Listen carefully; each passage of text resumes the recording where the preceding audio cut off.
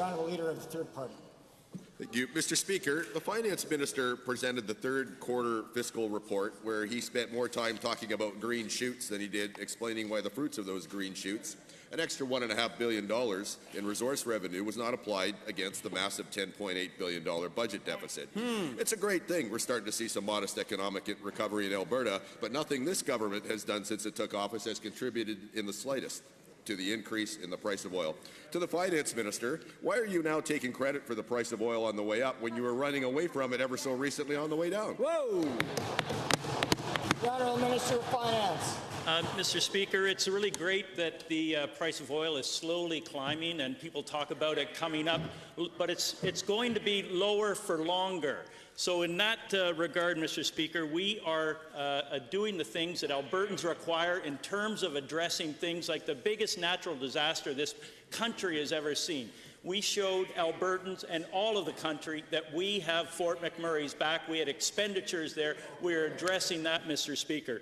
I would really love to see oil go higher and higher and higher, but the base is going to be lower for longer. With that, we have to budget properly, and we are. Thank you, Honourable Minister. Thanks, Mr. Speaker. In that same third quarter update, the minister bragged about the creation of 18,000 new jobs since July 2016. What he failed to mention is 13,500 of those jobs are part-time.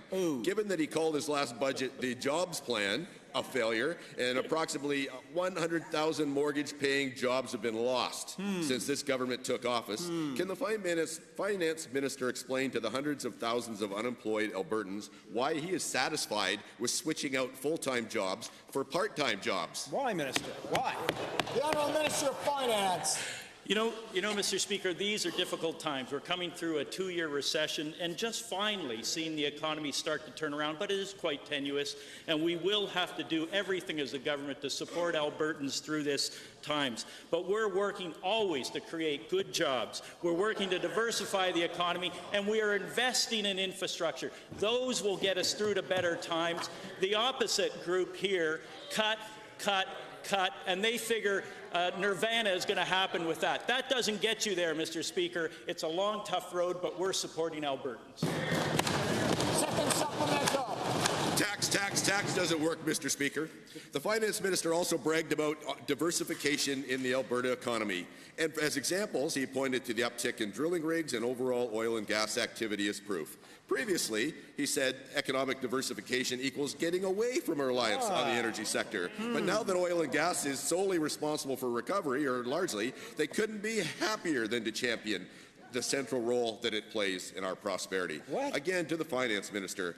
Now, does this mean your government is finally willing to embrace the energy sector and work with the men and women that depend upon it for so long? Good question. Honourable Minister of Finance. Thank you, Mr. Speaker. You know, the oil and gas sector is incredibly important in this province and always will be into the future.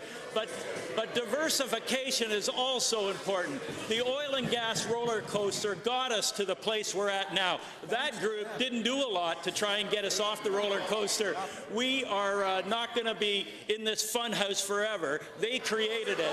We are going to be bringing jobs back through diversification, and that's the role of government.